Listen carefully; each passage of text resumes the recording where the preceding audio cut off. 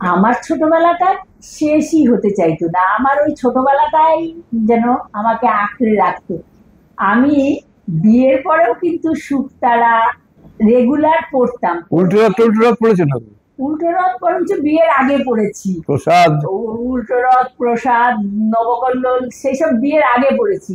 কিন্তু বিয়ের আগে যেটা পড়তাম শুকতারা, সেটা কিন্তু আমার বিয়ের পরেও পড়তে হতো ওটা খুব রেগুলার। ভালো বই ছিল। সেই হাদা ভোদা, বাটুল দি গ্রেট, এটা যে আমি মানে মনে আছে, মানে মেয়ে বড় হয়ে গেছে তাও আমার মানে ওগুলো পড়তে হতো।